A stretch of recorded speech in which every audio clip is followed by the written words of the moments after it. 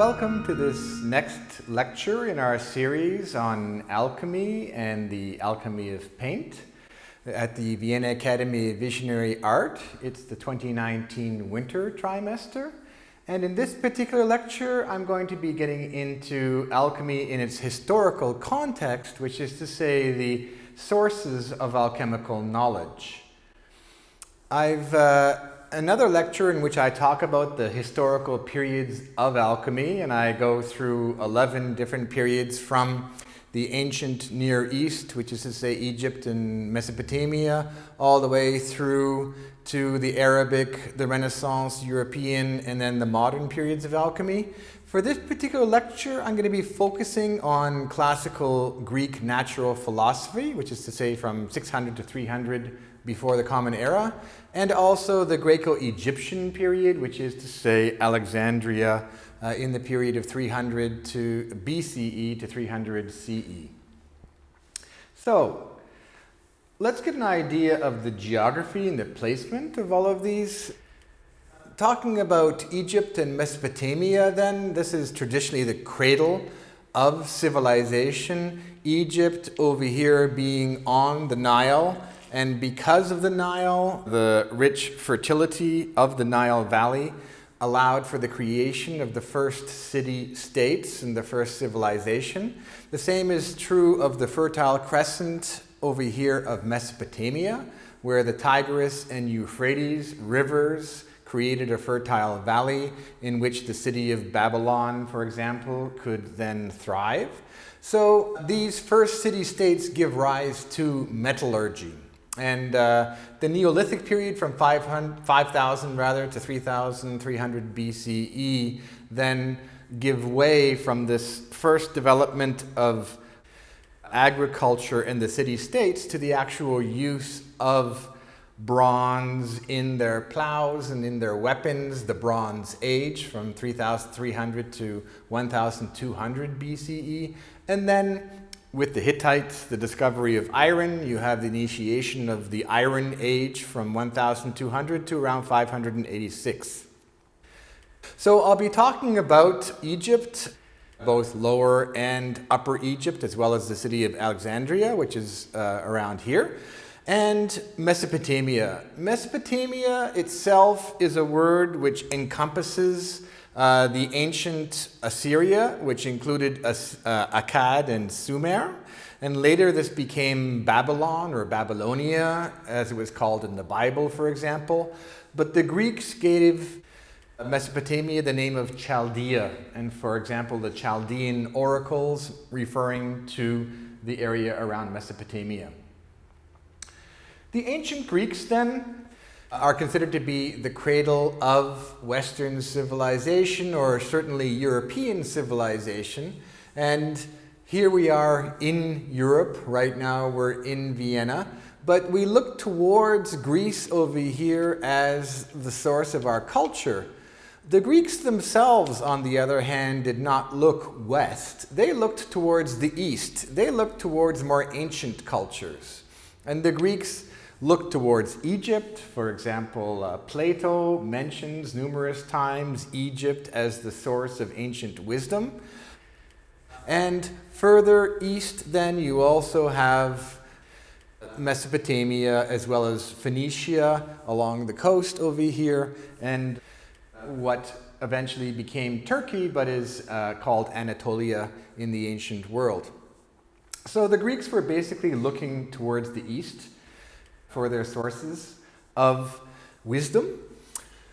The capital city of Greece was Athens, and the patron goddess of Athens was Athena, who herself was a goddess of war and of wisdom. Here's the Acropolis with the Parthenon at the very top, the Parthenon being the temple dedicated to the goddess Athena. And so Athenians were very proud both of their prowess in war, but also in the pursuit of wisdom. The three most famous Athenian philosophers being Socrates, Plato, and Aristotle. Socrates was, in a certain sense, the teacher of Plato. Plato was the teacher of Aristotle, and Aristotle's greatest student was Alexander the Great. And he is the one who went from ancient Greece and basically conquered and invaded all of these territories, like we said, Phoenicia over here, into Egypt, and then from there across Anatolia, in Persia, as far as the northern tips of India. So Alexander the Great founded the city of Alexandria in 332 BCE, and Alexandria became then the intellectual center of the Greek and Roman world. It is famous, or was famous in the past, for its pharos, which is to say its great lighthouse, one of the 7 wonders of the world. It was a port city, and so on the Mediterranean, looking towards Greece, so had a lot of trade, hence the lighthouse. But also, every ship that landed in this port city had to give up any books that it was carrying to the library so they could be copied in the famous Library of Alexandria. So that gave rise to a lot of philosophers, thinkers living and working in Alexandria. One of the more famous being Euclid, the father of geometry, but also Diophantus, the father of algebra. Astronomy was also a great development in Alexandria thanks to Eratosthenes. In the areas of philosophy and religion, Philo of Alexander is a well-known Jewish theologian who brought Platonism into the Jewish worldview. Plotinus became the father of Neo-Platonic philosophy, framing Plato's philosophy in a new way 600 years after Plato. Hypatia, the well-known woman philosopher who also was a Neoplatonist. Apollonius of Rhodes, a poet, and Origen, a Christian theologian. So you had Jews, Christians, former Egyptians, as well as Greeks, all living, working, thinking side by side. Not without conflict, but certainly integrating each other's world's views. Now, Alexandria in this period is called Ptolemaic Egypt, and this is because after the death of Alexander the Great, it was ruled by Ptolemy I, who became satrap of all of Egypt. And Ptolemy I then was succeeded by Ptolemy II, Ptolemy III, and there were a succession of Ptolemies all the way to Ptolemy XV, as well as, if they had female rulers, they were named Cleopatra, from Cleopatra I to Cleopatra VII in 30 BCE. So Ptolemaic Egypt just describes the fact that this is Egypt under the rule of the Greeks, Alexander, and so on, and his successors. So here is then the famous Library of Alexandria, which was contained in the Serapeum, which is to say the temple to Serapis. And all of the books were contained in scrolls, and scholars were welcome to then consult these scrolls and develop their philosophy. Now, the main philosophy that emerged from Alexandria in this period, we can describe as the Emanationist philosophy. And Emanationist because they believed in the deity as this one deity that then created the cosmos in a series of emanations. And these emanations were like a succession of reflections upon itself in space and in time. This is true of Neoplatonism, it's true of Theurgy, Hermeticism, Gnosticism, and alchemy. And what I want to show you is that alchemy, which emerged from Alexandria in this period, was in fact deeply influenced by all of these: Neoplatonism, Theurgy, Hermeticism, and Gnosticism. So, how do we summarize the Emanationist philosophy? I think Macrobius, who was a fairly late Neoplatonic philosopher, the 5th century, wrote this interesting book commentary on the dream of Scipio. And in this book, he summarizes this emanationist view quite well. He says here, since the supreme God forms and suffuses all below with life, and since this is the one splendor, lighting up everything invisible in all, like a countenance reflected in many mirrors arranged in a row, and since all follow on in a continuous succession, degenerating step by step in their downward course, the close observer will find that from the supreme God to the bottommost dregs of the universe, there is one tie, binding at every link and never broken. This is the golden chain. So you have this idea of omnio ab uno, that all come from the one, but also omnia ad unum, all return to the one. And this can be imagined as a kind of a series of circles or emanations where you have the one at the center and it reflects upon itself, creating all of these circles upon circles, as the way Macrobius describes it, in many mirrors arranged in a row, so that you have mirror upon mirror upon mirror. The other way to visualize it was not just as these circles, but as these steps. And so the whole cosmos was like a ladder or a chain. And so the golden chain, or catena aurea, describes how all of creation descends from God at the top through the angels and the 9 leagues of angels, through nature and the 7 visible planets, and then through the 4 elements. You have here elementum aqua terra written here. You have elementum ignis and air here. And these all contain within them then animals, vegetables, minerals. All of this becoming a long ladder or chain from being to non-being. So that's the golden chain of being, or the ladder of being, scala natura. This creates the idea of the divine eye and its active vision, creating the mirrored sphere of the cosmos. In the Old Testament, when we have divinity create, it creates by speaking. It says, "Let there be light," and there was light. But you must imagine, rather than speaking the cosmos into creation, the divine eye sees. And by seeing, it is able to create the cosmos.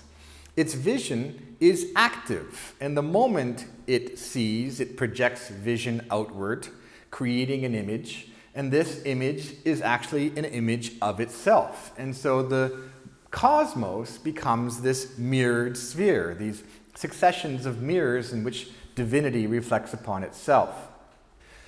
So this worldview comes to us in various forms, in theurgy, in Gnosticism, and here is for the example given to us from the Gnostic texts. Now, the Gnostic texts were discovered in Nag Hammadi, Egypt in 1945, and they basically describe this early form of Alexandrian philosophy, which was partly Judaic, partly Hermetic, and eventually became Christian, an early, very early Christian. This particular text, the Apocryphon of John, which is to say the hidden revelation of John, is one of the most seminal of all the Gnostic texts. It appears 3 times in history, and it begins by describing the invisible spirit, which is to say divinity, and it describes the invisible spirit in the sense of a mirrored sphere. It says, "He is the invisible spirit, he is the immeasurable light, which is pure, holy, and immaculate. For it is he who looks at himself in his light, which surrounds him, namely the spring of the water of life. And it is he who gazes upon his image, which he sees in the spring of the Spirit. It is he who puts his desire in his watery light, which is in the spring of pure luminous water which surrounds him." And then later on in the same text, talking about Adam, which is one of the emanations Emanations, it writes, after Adam was created, he spoke and glorified and praised the invisible spirit, saying, "It is for thy sake that everything has come into being, and everything will return to thee."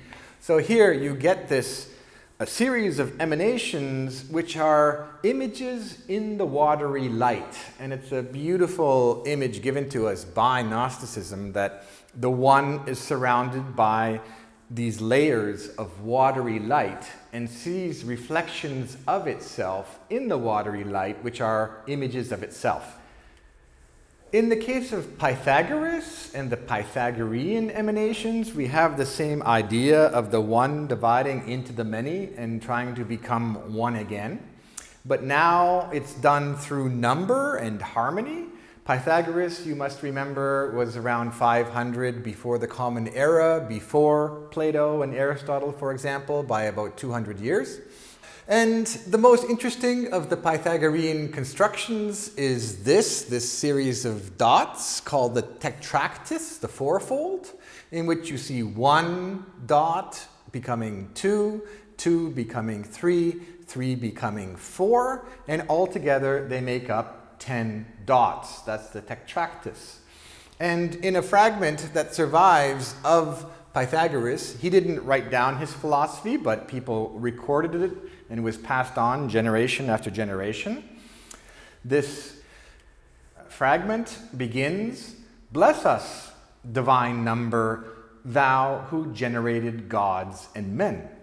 O holy, holy tetractys, the fourfold, thou that containest the root and source of the eternally flowing creation.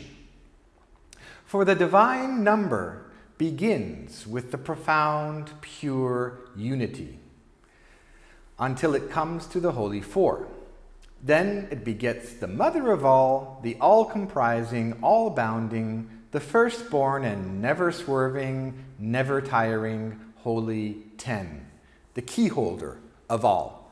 And you must keep in mind that 10 was very important because the Babylonian system, for example, used 12, the duodecimal system, as its base, and so numbers were calculated from 12 using base 12, whereas here with Greece using base 10 was a bit of a revolution, that from 10 you could multiply 20, 30 onto 100 and so on.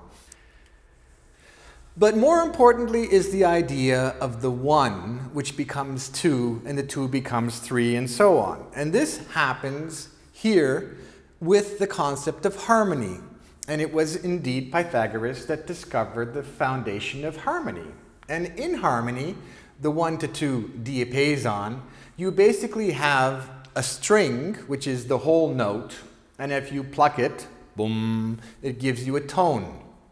If you hold that same string in half and you pluck it again, you get the octave. And the octave is harmonious. The two sounds, it's like the first sound reproduced a second time, but either at a higher or a lower level. So that is the diapason. And then Pythagoras discovered that if you hold the same string at the 2/3 and pluck it again, you get another harmonious note, the diapente, and this is harmonious both with the whole and with the half. It's harmonious with both. And the 3/4 diatessaron, you hold the string at the 3/4 level, you pluck it, you get a harmonious note that's harmonious both with the diapente and the diapason. So now you have the foundations of harmony, and with harmony, the one becoming many and yet remaining unified through harmony. Expand that idea to the cosmos as a whole, which Pythagoras did, and you get the music of the spheres. Pythagoras said, there is geometry in the humming of the strings, there is music in the spacing of the spheres.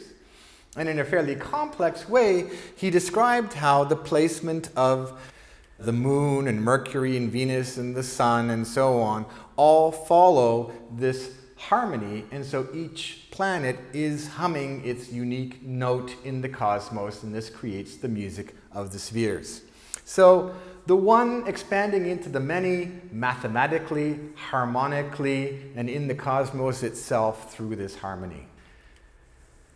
In the case of theurgy, and one of the greatest spokesmen of theurgy was Iamblichus, a Neo-Platonist philosopher, now we're talking about the emanations from the theurgic standpoint. And theurgy was really the art of casting metals and using precious substances like metals and stones and incenses to create receptacles for the gods, which is to say statues. And the theurgists were the ones who worked in the temples, both constructing and consecrating the statues, consecrating them through their prayers, but also their meditations and their extended visualizations on the statues, which became even ceremonies and rituals. So all of these were mysteries, and they were rarely recorded in history, but Iamblichus is the one who broke the rule of silence and did record and transcribe some of the mysteries and what transpired. And he describes it all in this Neoplatonic fashion of the emanations. So he writes, theurgy is concerned with the issuing forth of all from the one, the returning again into the one, and the absolute rule of the one in everything.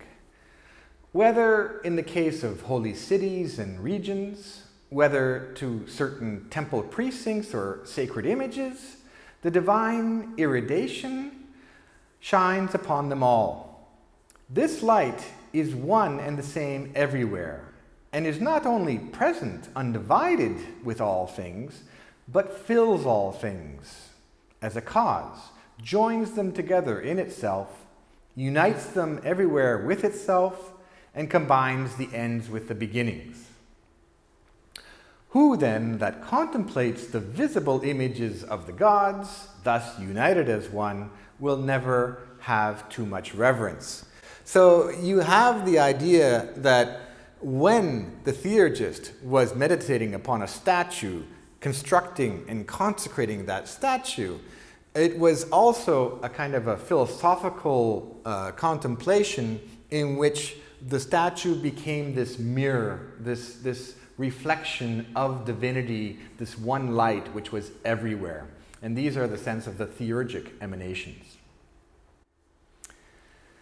So that is my brief explanation of the emanations, or the emanationist philosophy, which emerged in Alexandria in the first centuries of our era. And we will see now how theurgy and Hermeticism and Neoplatonism all contributed as sources of alchemical knowledge. Here you have an image, by the way, of Pythagoras and his disciples, one with the lyre, greeting the morning sun. If we want to look at the sources of alchemy, we have to look at the mysteries of Eleusis. And the mysteries of Eleusis were an annual festival where all of Greece was invited to participate. And this was to celebrate Persephone, who she herself had been kidnapped by Hades and brought to the underworld. But Demeter, her mother, mourned her absence, and since Demeter was the goddess of fertility, all of the land waned in its fertility, and there was dryness and famine. So Zeus had to do something. He made a bargain with Hades that Persephone could spend half the year above the earth with her mother Demeter, and half the year below the earth with her husband Hades. What that means from that myth is that Persephone became a mythic image of the soul who had gained a knowledge of the afterlife. And in fact, when people were celebrating the mysteries of Eleusis, they were celebrating an initiation into a knowledge of the journey of the afterlife. We don't know this for certain because they were mysteries and they were kept a secret, and all those who participated were sworn to secrecy. But some of the later writers, like Pindar and Sophocles, did mention the mysteries and describe them. And what we have from Pindar is very interesting. He writes, "Blessed is he who, seeing these things, goes beneath the earth. He knows the end of life, and he knows the beginning." So definitely it was a knowledge, an initiation into something of the afterlife, but what kind? Let's read Sophocles. "Thrice blessed are those mortals who have seen these rites and thus enter Hades. For them alone there is life, but for the others all is misery." So definitely there was an initiation into knowledge of what happens in the afterlife. And so Eleusis gave to alchemy this idea of initiation and initiatory knowledge, but also secrecy, because secrecy is the other half of initiation which survives in alchemy. Before I go on, I want to talk a little bit about the periods of Greek philosophy, so we have a clearer idea of the historical context. So this beautiful fresco by Raphael in the Vatican gives us a historical movement through ancient Greek philosophy. You'll notice this figure on the left running into the scene, his head turned away, and over on the far right, there's another figure who is running out of the scene, his head turned, looking back. This creates a movement in the fresco from left to right. And sure enough, when we start to analyze the figures in the fresco, we start to notice that early Greek philosophy occurs here, then the pre-Socratic period, the Athenian period, and finally the Neo-Platonic period. So what are all these periods? Well, before, let us say, Plato and Aristotle, you have to go back to the earliest stages, and the earliest stages were the Orphic fragments and Pythagoras. Pythagoras, who you see over here, as I said, he is the one who used mathematics and harmony. Indeed, this little child is holding a tablet which shows the harmonic correspondences on the tablet, and he's recording it. Here is probably an Orphic priest. Orphicism was a religion, and it was a religion of oneness and what happens when the one becomes many and what happens to the soul in the afterlife. Then you move forward and you get the pre-Socratic philosophers, as they're called, the ones who came before Socrates, who's over here. The pre-Socratic philosophers being Empedocles, Parmenides, Heraclitus. We only have fragments of their writing, which were recorded by later philosophers, but very important fragments, as we'll see, especially from Empedocles. This is probably Parmenides, and this is most certainly Heraclitus, and Raphael has used Michelangelo as his model for Heraclitus. Then you have the Athenian philosophers, which is to say Socrates, who never wrote down his philosophy but only spoke it, and Plato, who recorded his philosophy. And then Plato's successor was Aristotle, and they are considered the main two philosophers of Athens. Later, a good 300 or 400 years later, much later, came the Neoplatonic period with Plotinus, Porphyry, Macrobius, and others, including Iamblichus and Proclus. This is probably Plotinus over here. He is the father of Neoplatonism, a reinterpretation of Plato within the context of the Emanationist philosophy of how the one became many. So there you have the periods of Greek philosophy.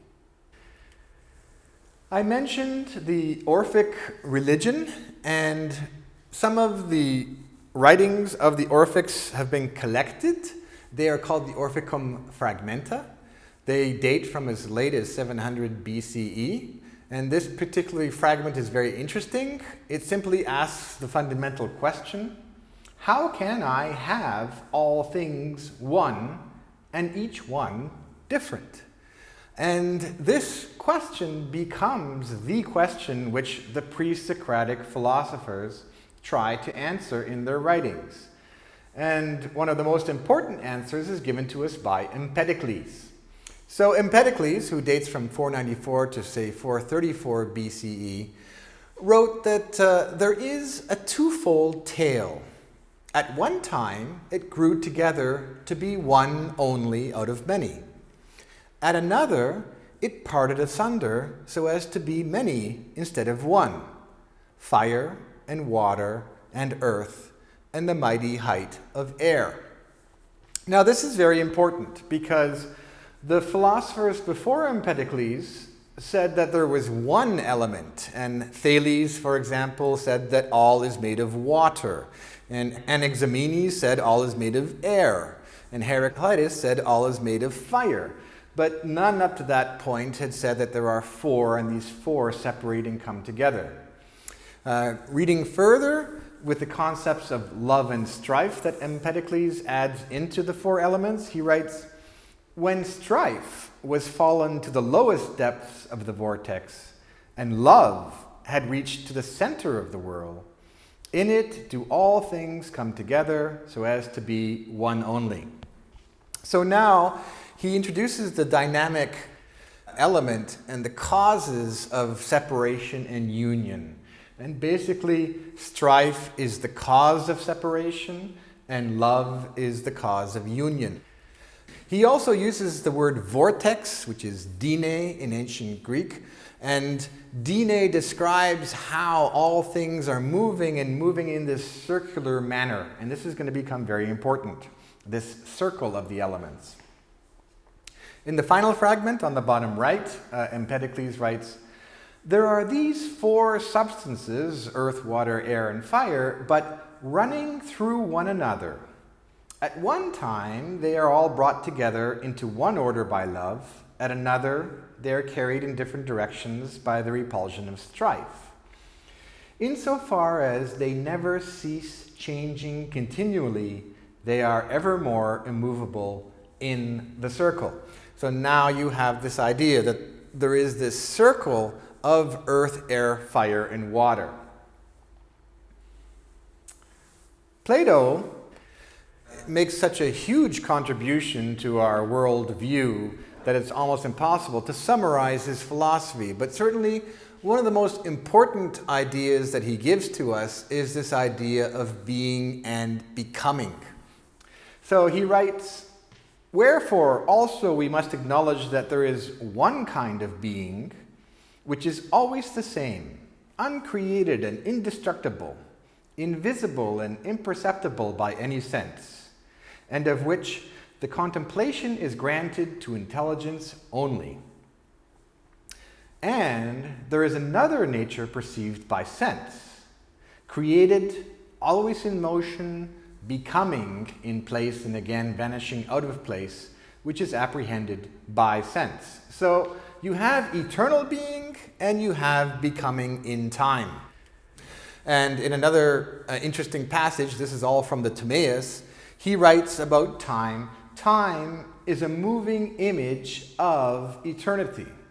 So you have this higher realm, and this higher realm is the realm of being. It's eternal, it's unchanging, and it's the realm of the ideas or archetypes, ide, as he calls them in ancient Greek. And these are the eternal forms, morphe, of all things.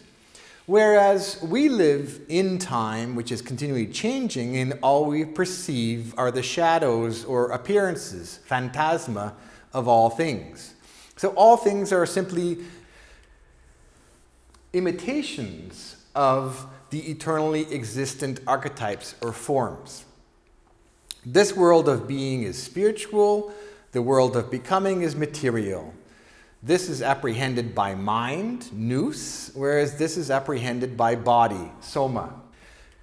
Between mind and body, Plato does introduce soul. And he is, perhaps you could say, the inventor of soul. At least he's the one who writes about it most in depth in this period.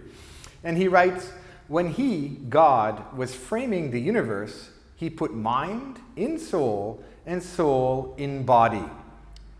Mind being nous, soul being psyche, and body being soma." And so for Plato, soul was like the intermediary between mind and body. Body was the physical receptacle. Soul was like the emotional body or the place of emotions. and mind was the place of thinking and thoughts.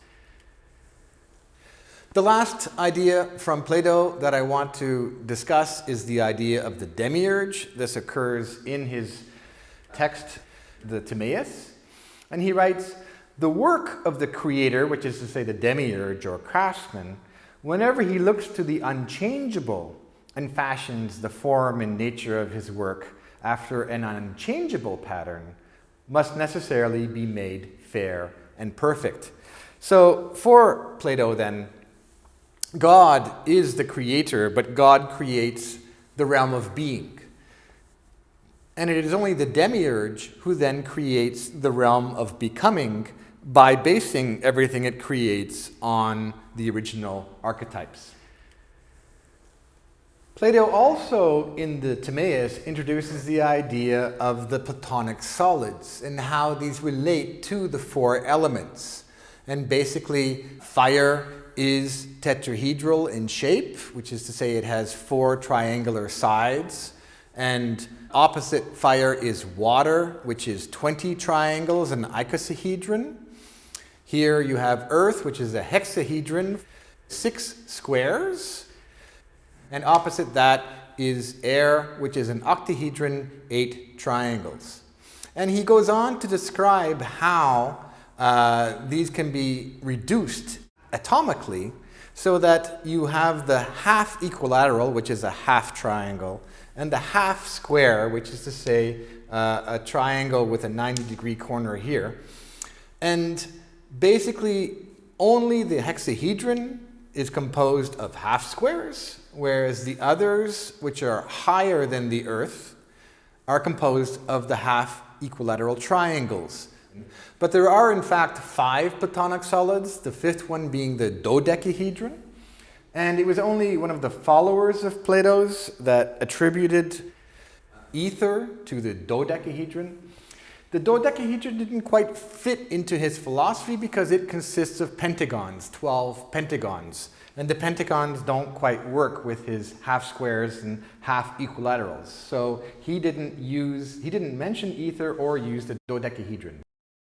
The last and most interesting idea I want to mention from Plato and his Timaeus is this idea of the krater.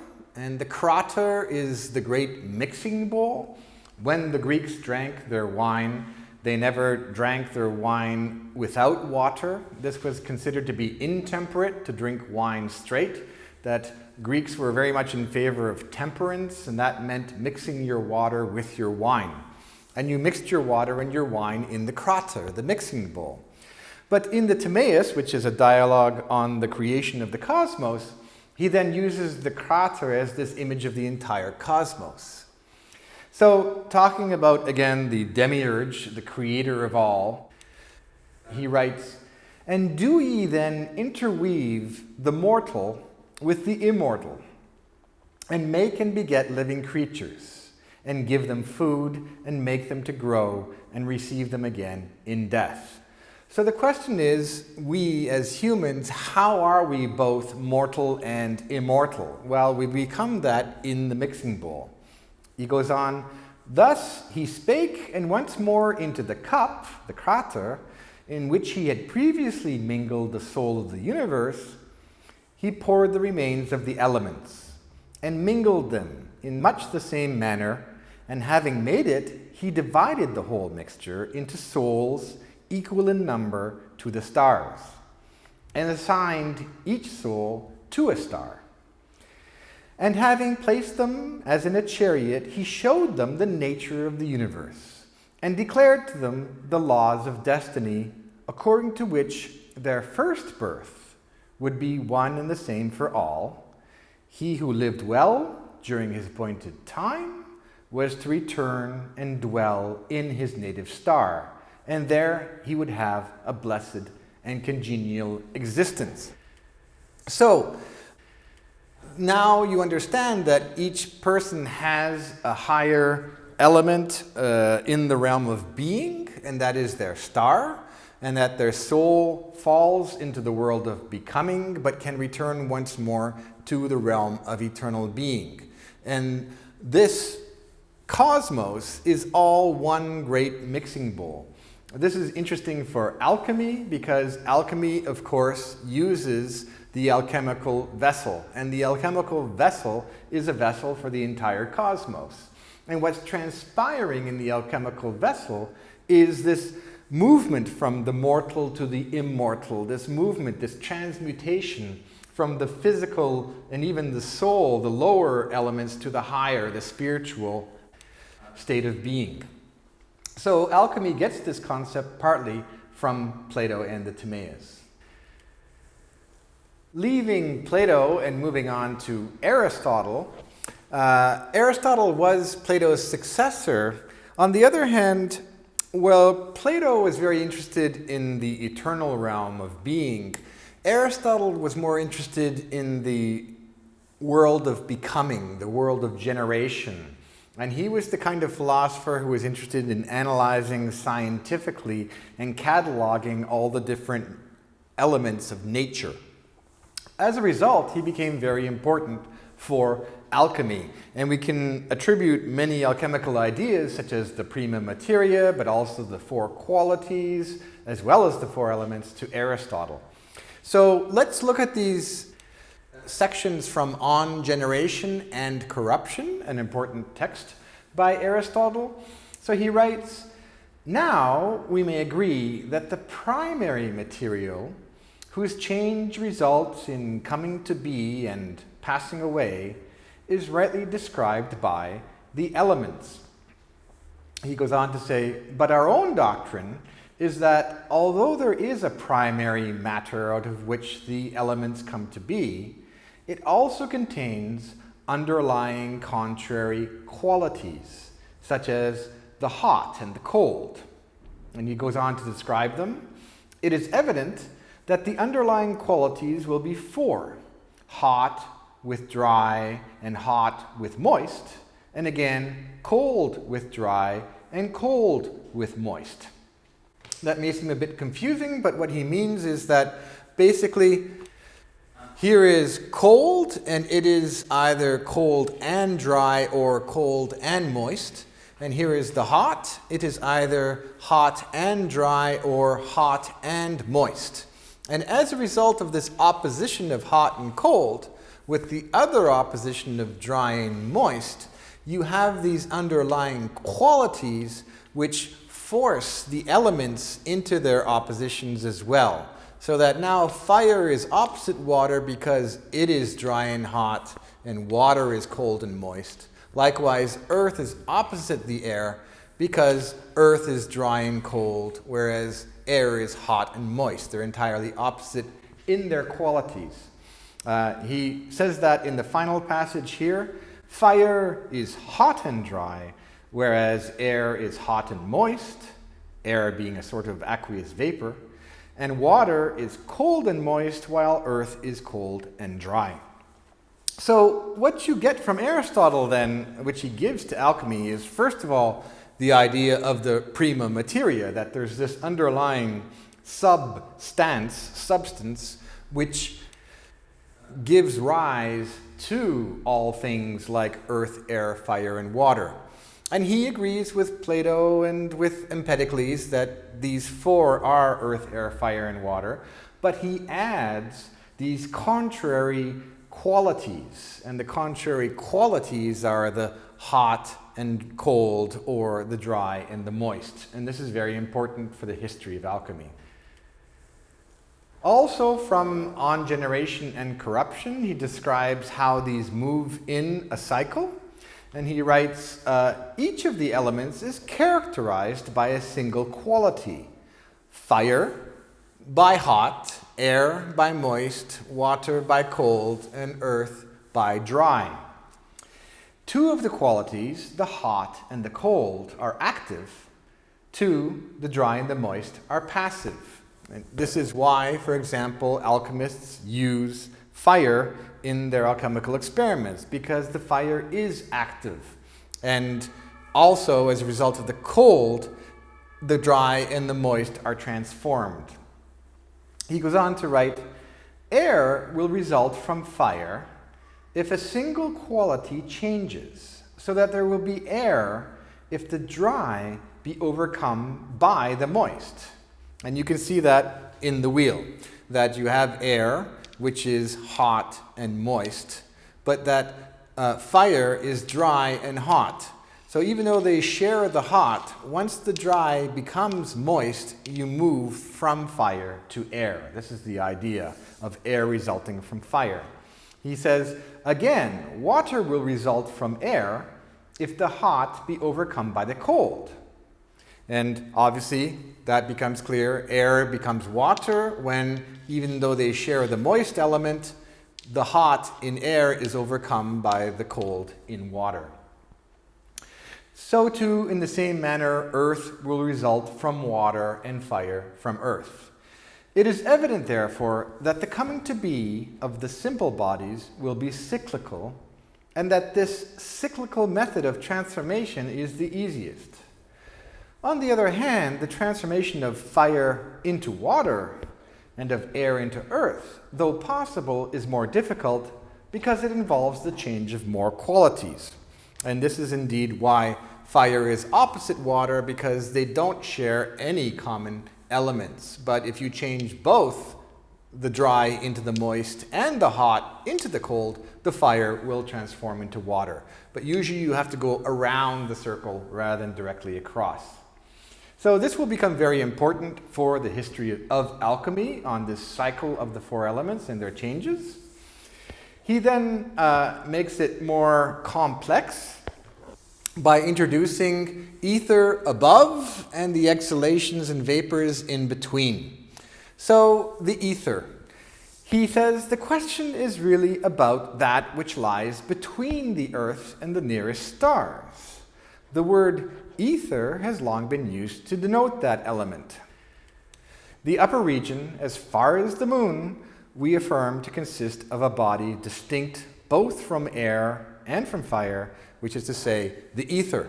And so now the ether lies above air, above fire, here, as far as the moon. And so all of this realm, this sublunar realm, is ether, fire, air, water, and earth in that order. Now he introduces the idea of the exhalations and the vapors between these. And this, as we will see, becomes important for the concept of metals.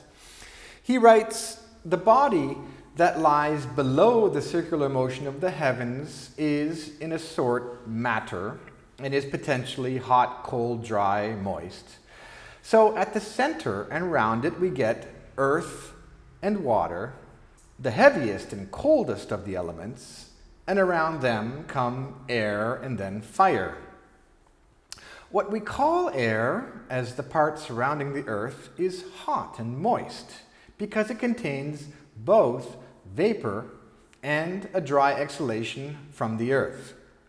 But the next part above that is fire, which is hot and dry. For vapor is naturally cold and moist, but the exhalation hot and dry. And vapor is potentially like water, the exhalation potentially like fire. So, vapors, exhalations. Vapors being cold and moist, and in this sense they resemble water. Exhalations being hot and dry, in that sense resembling fire. This is all from his text Meteorology. And in the meteorology, he's interested in what's going on in the heavens with weather and climate and so on, the clouds, rain, the cause of rain. And so he's using these concepts of exhalations and vapors. But then he brings it all down to earth and what happens to these exhalations and vapors under the earth. And this is how we get the concept of metals from Aristotle. He begins, an account must now be given of what happens when exhalations and vapors are shut up within the earth. Their twofold nature gives rise to two varieties of bodies.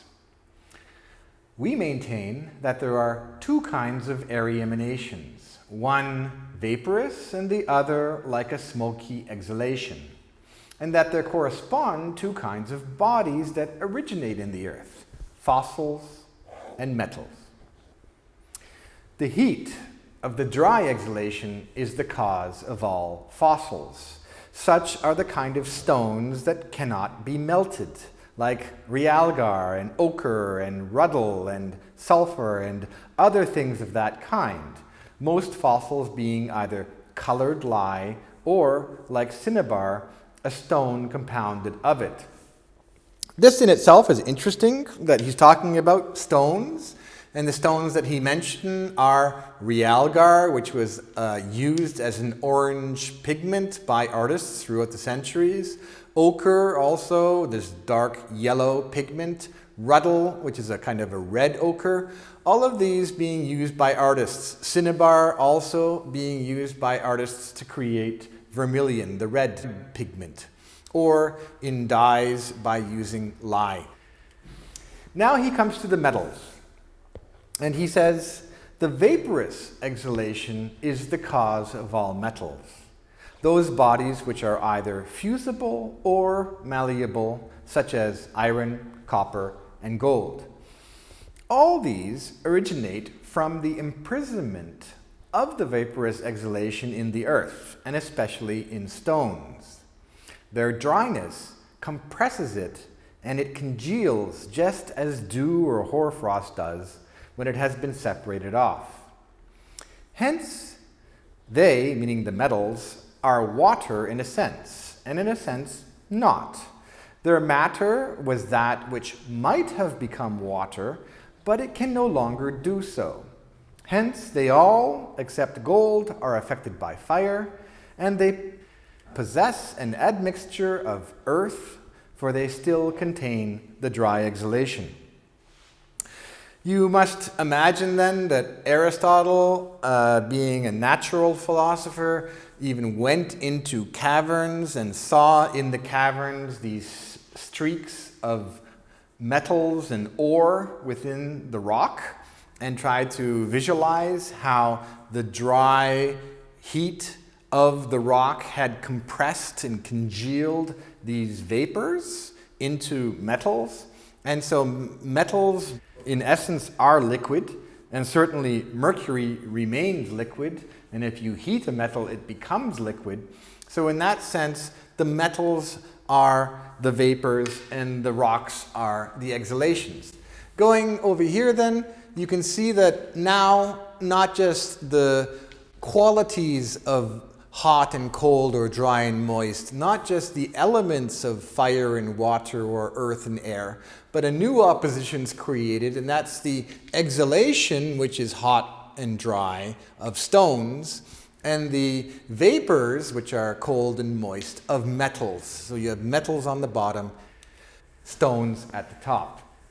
Leaving behind Greek natural philosophy and moving now to Hermeticism as a source for alchemy, we come to the Hermetica, which is the Greek Corpus Hermeticum and the Latin Asclepius.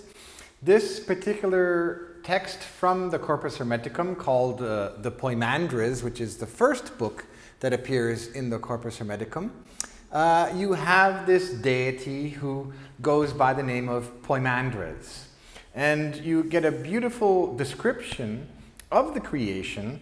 It's the Hermetic view of the creation, which is fundamentally different from, say, the one we get in the book of Genesis. It begins, "Once, when thought came to me of the things that are, and my thinking soared high, and my bodily senses were restrained, an enormous being, completely unbounded in size, seemed to appear to me and call my name and say to me, 'I am Poimandres.' And in an instant, everything was immediately opened to me. I saw an endless vision in which everything became light, clear and joyful. And in seeing this vision, I came to love it. After a little while, darkness arose separately and descended, fearful and gloomy, coiling sinuously so that it looked like a snake. Then darkness changed into something of a watery nature, indescribably agitated and smoking like a fire. It produced an unspeakable wailing roar. An untempered fire leapt up from the watery nature to the height above, and because the air was light, it followed. Earth and water stayed behind and mixed with one another. So, in this amazing image of the creation, the entire creation is, in a certain sense, a revelation. It's a vision. It's an endless vision. And what this person sees in this vision is the separation of light and darkness, the light rising up, the darkness falling down. And darkness separates in a serpentine way. It coils sinuously like a snake. We come back to the idea of the crater, the mixing bowl, now in the fourth book of the Corpus Hermeticum, which is called the Discourse of Hermes to Tat. And here he's going to reveal what the mixing bowl is. He says, God shared a reason among all people, O Tat, but not mind, nous, though he begrudged it to no one. And Tat responds, for what reason then did God not share mind? And Hermes replies, he wanted it put between souls, my child, as a prize for them to contest. And Tat asks, and where did he put it? And here is the answer. He filled a great mixing bowl, crater, with mind and sent it below, saying, immerse yourself in the mixing bowl. And he uses the word baptizon in Greek, to immerse yourself, which is to say, baptize yourself in the mind of the mixing bowl. If your heart has the strength, if it believes you will rise up again to the one who sent the mixing bowl below, if it recognizes the purpose of your coming to be, all those who heeded the proclamation and immersed themselves in mind participated in knowledge and became perfect. So here, an interesting idea that mind is this liquid essence, and that what we must do is learn how to immerse ourselves in the liquid essence of mind. And this happens in a state of meditation, basically.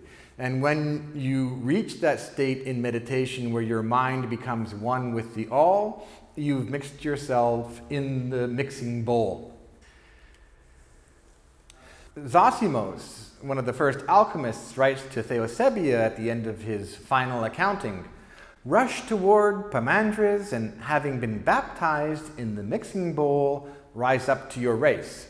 So Zosimos, he's aware of this entire Hermetic concept of mind and how mind and the mixing bowl are related. But of course, he's seeing the mixing bowl from the alchemical point of view as the vas hermeticum. And so what's happening or transpiring in the vas hermeticum is all transpiring in mind, not just the individual mind, but the cosmic mind, the entire cosmos being one huge mind or consciousness or awareness reflecting upon itself constantly. And we have to enter into this I that sees itself in the cosmos. We have to enter into this cosmic mind, this cosmic divine I seeing itself. So before I move on to the next section, I need to review the Ptolemaic cosmos. The astronomer Ptolemy was the one who viewed the cosmos with the Earth as its center, and then from the Earth he saw these spheres within spheres. First there were the elemental spheres, the 5 of them, the sphere of the Earth at the center, and then surrounded by the sphere of water, which is to say the oceans, and then above this, the sphere of air, which is the air that we all breathe, and higher than that would be the sphere of fire, because fire naturally rises up through the air. Finally, the sphere of the ether, which, as we saw in Aristotle, goes as far as the moon. So those are the 5 elemental spheres, and in fact, all the elements are intermixed in these 5 elemental spheres, but each tends towards its natural place. Then you have the 7 planetary spheres, beginning with the moon. And you must kind of imagine that it is an invisible sphere, and the moon itself is this circle of light in the sphere, and this circle of light is like a doorway. So we can pass through the doorway of the moon and its invisible sphere, and if we do, we come to the next sphere, which is Mercury. And it also is like a doorway that we pass through to Venus, from Venus to the Sun, from the Sun to Mars, Mars to Jupiter, Jupiter to Saturn. And this is as far as they could see without a telescope when observing the heavens. The Sun has an interesting place between Venus and Mars because in the heliocentric cosmos, the Sun is here, and indeed the Earth appears between Venus and Mars. So this is where the Earth is in the heliocentric cosmos. But we're in a Ptolemaic cosmos with the Earth at the center, and this becomes the ladder of the spheres. Ladder, or a series of spheres within spheres with their doorways. All of this is important when we come to the idea of the soul ascent in Hermeticism. And thanks to the Pomandres, the first book of the Corpus Hermeticum, we have this idea that the soul indeed took on planetary qualities when it was first created, when humanity was created. And when the soul, after death, when you die, you surrender your body to the 4 or 5 elements, and then your soul rises up through the cosmic framework, past the door of the moon, past the door of Mercury and Venus and Mars and so on, surrendering the qualities that it had acquired originally. So let's read the text. First, in releasing the material body, which is to say in death, you give the body over to alteration, and the form that you used to have vanishes. Thence the human being, which is to say soul or mind, rushes up through the cosmic framework. At the first zone, which is the moon, surrendering the energy of increase and decrease. At the second, which is Mercury, surrendering evil machination, a device now inactive, which is to say evil machination, evil deeds based on greed, for example. At the third sphere, Venus, you surrender the illusion of longing, now inactive. At the fourth, the door of the Sun, you surrender the ruler's arrogance, now freed of excess. At the fifth, Mars, unholy presumption and daring recklessness, which is to say those Martian qualities of anger and wrath and recklessness. At the sixth, Jupiter, the evil impulses that come from wealth, now inactive. And at the seventh zone, Saturn, the deceit that lies in ambush. Deceit, since Saturn itself is a god of time, Chronos, that you rid yourself of deceit, which is ambushing you at all times, which is to say time itself. You rid yourself of linear time. And then, stripped of the effects of the cosmic framework, the human enters the region of the Ogdoad, the 8th heaven of the fixed stars.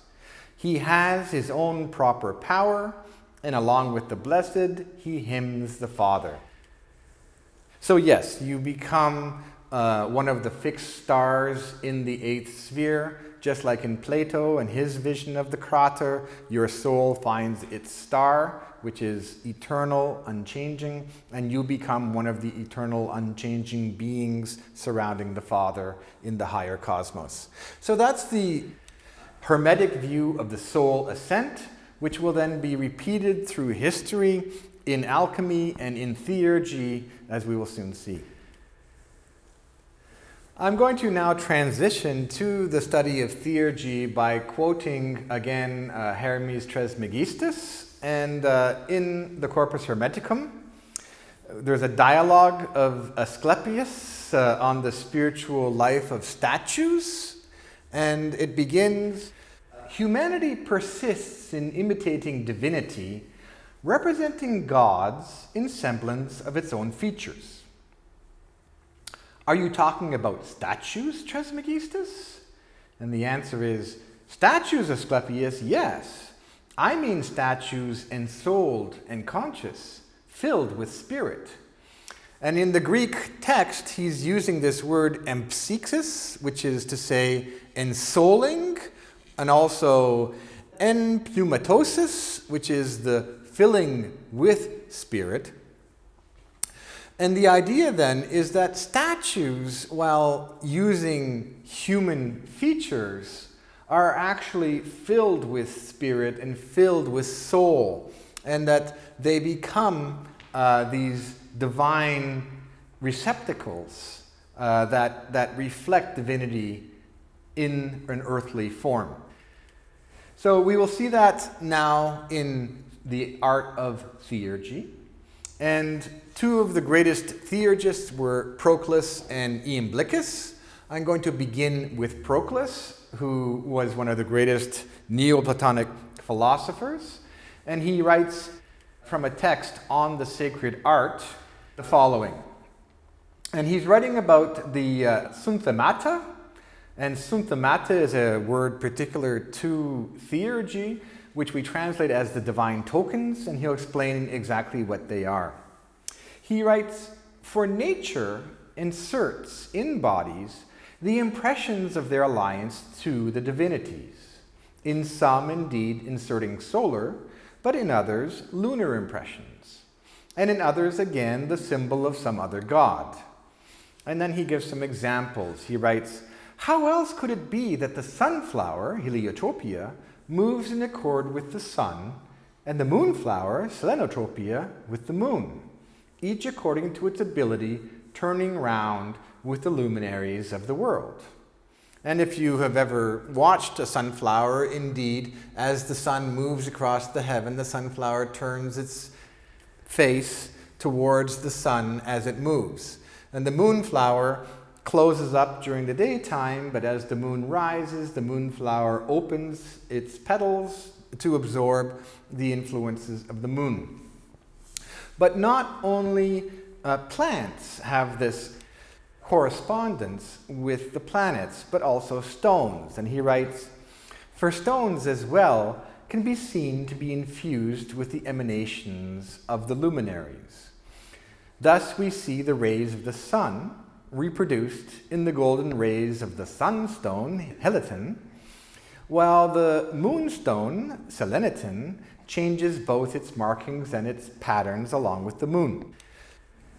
And so he concludes, "There are to be seen on the earth suns and moons in a terrestrial form, and in the heavens all the plants and stones and animals after a celestial manner. Thus all things are full of gods." So there you understand the idea of the synthemata, which is the plural word, or synthema, the singular word, for these divine sigils or tokens, and that, in fact, every object can become a synthema the moment it reflects the divine in one of its forms, and that the sun, the moon, these luminaries, as he calls them, don't forget that these planets are also deities, and so each object below reflects a certain deity. In general, what he's describing can be, we use the Greek word sympatheia, which is to say a mutual sympathy or correspondence between that which is above and that which is below. And again, Plato would use the term like to like, that each which bears a similarity to the other corresponds to the other. So this is a fundamental concept in theurgy, and obviously theurgy influenced alchemy in the sense that the correspondence of the metals to the planets, where lead and Saturn, tin, Jupiter, iron, Mars, copper, Venus, Mercury, silver, the moon, gold, the sun, all of these correspondences make the metals into synthemata, and make the metals into these divine tokens that the alchemist then manipulates in his alchemical vas hermeticum. Another passage from Proclus, and now he's going to talk about the agalma, and agalma being a Greek word which is not just an image, but a sacred image. And he writes, from these facts, the masters of the sacred art, which is to say, hieratica techne, and the theurgists were the masters of the sacred art, of the hieratica techne. From these facts, the masters of the sacred art found the way to pay divine honors to the higher powers by following what lay in front of their eyes. By mixing together many different things, they unified the emanations to make a likeness of that whole which exists before everything else comes into being.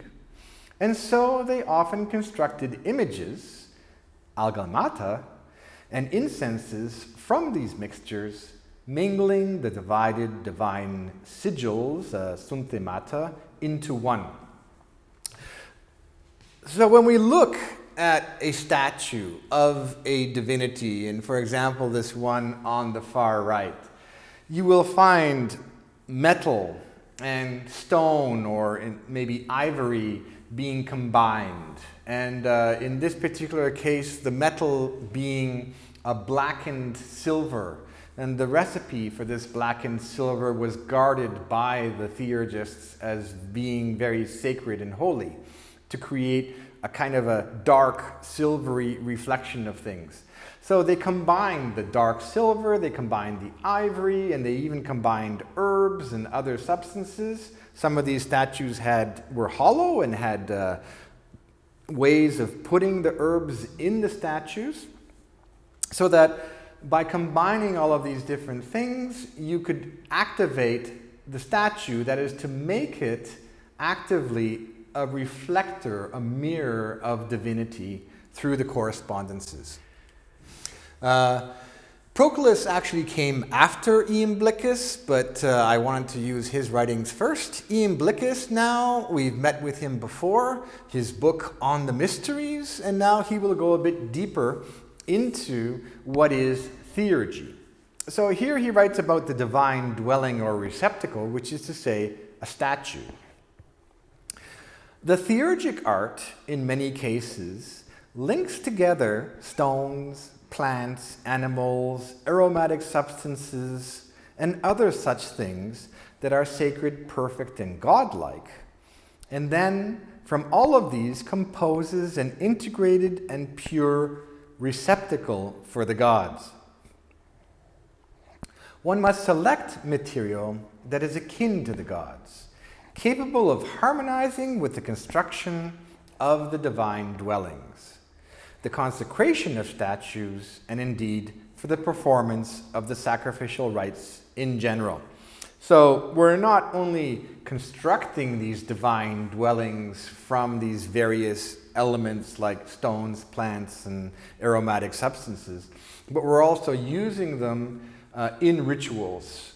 And these rituals go from the consecration of the statue to even, as we'll see, a meditation on the statue itself. And that occurs in the next section by Iamblichus. So we saw the soul ascent in the Hermetic texts in the Corpus Hermeticum.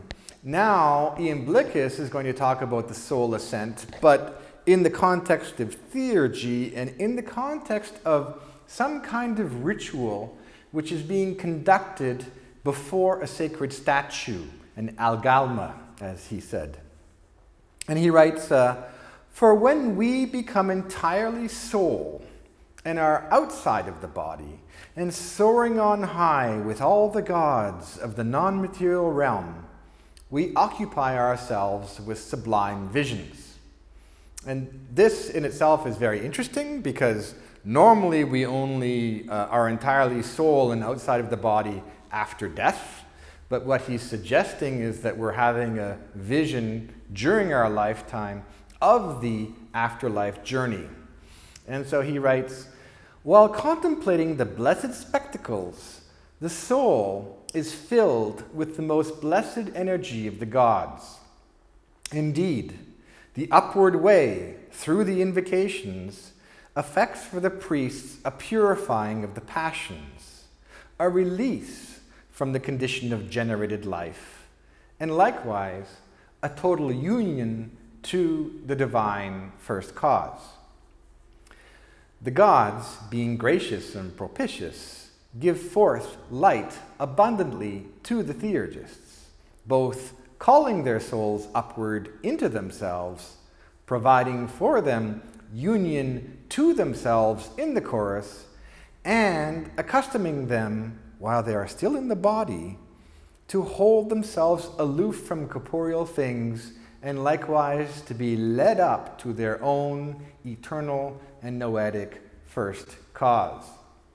So clearly, he's talking about what occurs to the soul after death, but is being witnessed in a vision. And during this vision, the body and even the passions of the soul are put to rest, are calmed, and then the soul rises up away, and through pure mind or knowing or awareness enters into the realm of the first cause, the realm of mind or nous. This is again the sense of immerse yourself in the mixing bowl, which is pure mind. Let your mind enter into this endless substance of divine awareness, divine consciousness. But he's doing that as part of a ritual, as part of a ceremony with a statue, and the awareness of the divine presence through the statue, through the sacred image. This ascent in Greek was called the anagoge, and so any material that helped you do that was an anagogic image. And then the journey itself of the soul ascent was called the psychonodia, which is to say the ascent of the soul through the cosmic spheres. And this is what apparently the theurgists were doing according to Iamblichus. So I would like to finish this lecture with the writings of an actual alchemist, and that is Zosimos of Panopolis, who lived in Alexandria. And we are very fortunate to have the writings of this Alexandrian alchemist. It's clear he was an alchemist by reading his writings, even though they were passed on from generation to generation over the centuries. We know that from his writings we can deduce certain things about him. Shannon L. Grimes has written a PhD thesis called Zosimos of Panopolis, Alchemy, Nature, and Religion in Late Antiquity. And she writes, Zosimos probably began his career as a priest and statue maker in an Egyptian temple, and that his craft was largely concerned with the coloration of metals. He was a teacher of alchemy, well-versed in Hermetic and Gnostic literature. And certainly when we read his writings, he's constantly quoting and citing Hermetic texts and even Gnostic texts, although we only gained a knowledge of the Gnostic texts recently in 1945 with the Nag Hammadi Library. We know that Zosimos wrote 28 books, and he numbered them with the letters of the Greek alphabet, of which unfortunately only one survives, the text called On the Letter Omega, Omega being the last letter of the Greek alphabet. And some of his other writings include the authentic memoirs, the chapters to Eusebius, chapters to Theodorus, and the Book of Sophie, as well as another one called the Final Account. So we'll look at some writings of the authentic memoirs and the Final Account. I want to finish by saying many of his writings are addressed to Theosebia. Theosebia, then, he refers to her as his sister, even as his queen, or my lady, he says sometimes, and also the woman in the purple robes. So she is a mysterious figure. We don't really know who she is, but he's speaking to her as if to an adept or a student. But it's interesting because she's a woman. That women were also playing a major part in alchemy, just as they did, say, in Gnosticism. even though they were suppressed from other fields in that time period, and that she probably was his soror mystica, his mystical sister. Last of all, he always cautions her towards secrecy in all of the things that he tells her. So let's take a passage from the authentic memoirs, and this is to do with the fixing of mercury with sulfur. So we can see that indeed he understood his alchemy and his metals. He writes, using the phanos, we don't really know what that is, but using the phanos and other apparatus of similar design with an internal construction shaped like a serpent, and as recommended in the ancient texts being free of lead, it is possible to fix mercury and to turn it yellow through the exhalation of sulfur. You may wonder about such writings as this, and about the two mysteries which have otherwise been passed over in silence, of how the vapors of sulfur, being white and whitening all, make mercury appear yellow, and all of this without mercury being burned. Throw it in the phanos and fix it with the vapors of sulfur, and it will become cinnabar. So, very interesting, because indeed, when you have cinnabar, which is a stone, you have mercury and sulfur combined, and the task of the alchemist was to separate the mercury from the cinnabar, or oppositely, you could use the sulfur to fix mercury, and by grinding the sulfur into the mercury, you could fix it, which is to say stop it from flowing so that it would become solid. And then you could use it in your alchemical operations to transform the cinnabar into red vermilion, passing through these white and black stages. So Zosimos is clearly aware of all these alchemical operations, but he's not just a practical alchemist. As we'll see, his writings are also infused with a more spiritual view. Here on the divine water, and we don't really know what the divine water is, he writes, "This is the great and divine mystery, the object we seek, which is the all.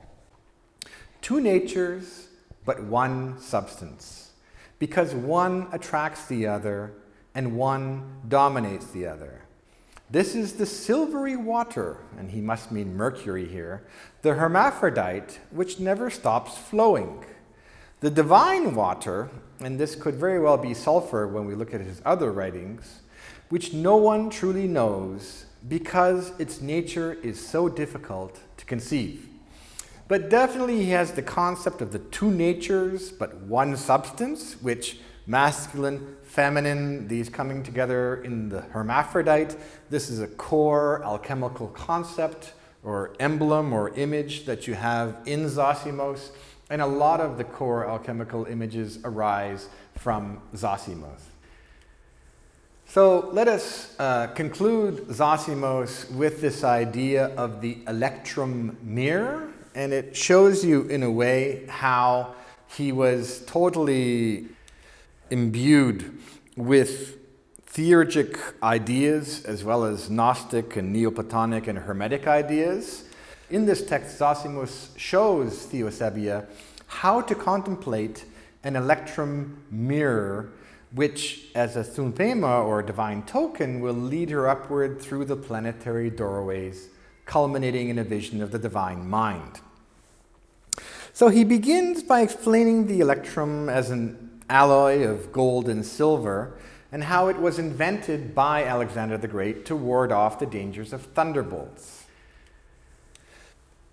In alchemy, electrum corresponds to Jupiter, who is the god of the thunderbolt. And so he says that in his day, many people wore electrum talismans to ward off evil and to protect them. And it was even believed that electrum mirrors would ward off evil or harm. Interestingly enough, This alloy of gold and silver called electrum has been found in the form of a mirror, such as you see over here. This is not from Alexandria, on the other hand. This is from a much earlier period, but it does have these interesting elements engraved onto them, very astrological. And so he's now going to teach Theosebia how to meditate on this electrum mirror. In the first passage that we have from Zosimos, he writes to her, "The mirror represents the divine mind. When the soul looks at itself in it and sees shameful things, it rejects them. But when it is purified, it takes as its model the Holy Spirit. Indeed, it becomes spirit. It possesses calmness and constantly turns to a higher state, where the one knows and the one is known. Freed of imperfection, it severs its ties to the body and rises upward to the all-powerful. What is the saying of the philosophers? Know thyself. This is shown by the spiritual and intellectual mirror. What then is this mirror other than the divine and primordial mind?" So as you can see, alchemy in this sense is a kind of a meditation or even a contemplation on the metals, on the gold and the silver alloyed into the form of a mirror, but this mirror that is the reflection of divine mind. And he goes on to then write to her, "This mirror is positioned above the 7 doors," which he means the 7 doors of the planets, "towards the west, so that the one who gazes there gazes toward the east, to the place where the intellectual light shines above the veil. That is why it is also placed toward the south, above this visible world, above all the doors that lead to the 7 heavens, above the 12 houses of the zodiac, and above the Pleiades, the 13th world. Above them all exists this eye of unseen sense, this eye of the mind, which is present here and present in all places. The one who sees this perfect mind, in the power of which all things are to be found, will be kept safe and free from death. We have spoken of this because we have been guided here, while speaking of the mirror of electrum, that is to say, the mirror of the mind." So, very profound stuff, very philosophical, very mystical, very much a part of this philosophy of the emanations, this worldview of the emanations, that the divine one is this unity which sees itself, it multiplies images of itself throughout the cosmos, and yet these multiple images of itself are fundamentally one. And so we, in a mystical state, can enter into that unified state of awareness, and we do this ritualistically through alchemy by contemplating on the mirrored sphere. By contemplating on the mirror as if it were, in a certain sense, the mirrored sphere. So in my last slide, I would like to present then this citation from Zosimos. Again, he's writing to Theosebia, and now he's writing to her about achieving perfection. And we will come back to the idea of the krater, the mixing bowl. So he writes, "God, who is everywhere and not confined like the demons to the smallest place, will come to you.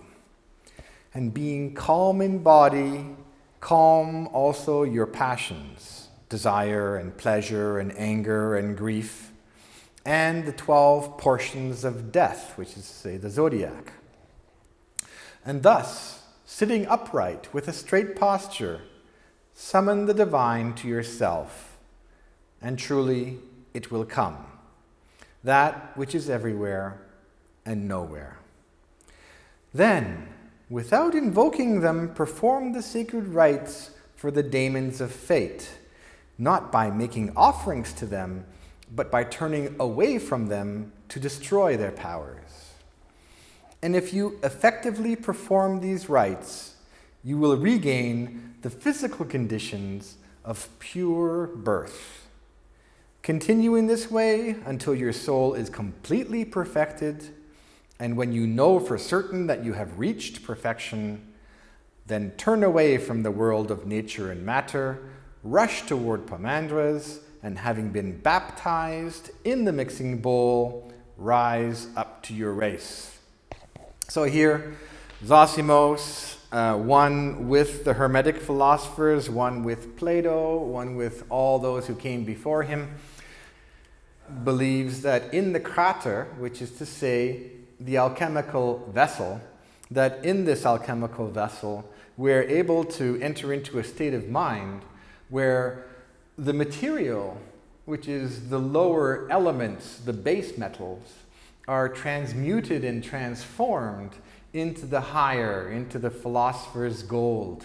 And this philosopher's gold is not any metal as we know it, but a state of mind. And in this state of mind, we become one with the divine, who itself is unified awareness of the all. So that, for me, is alchemy and an understanding of alchemy and the sources of alchemy. And when we understand the sources of alchemy, we understand better how alchemy is this mystical tradition that emerged from Alexandria and then carried with it all of these philosophies, even though through time it eventually became what we know as chemistry, losing its philosophical and spiritual value, if you want, but in a certain sense trying to maintain through the images, through the rituals, through the manipulation of the metals, trying to maintain this sense of alchemy as a spiritual tradition. So thank you very much for listening, thank you for your attention, and I hope to go deeper into alchemy with my subsequent lectures. Thank you very much.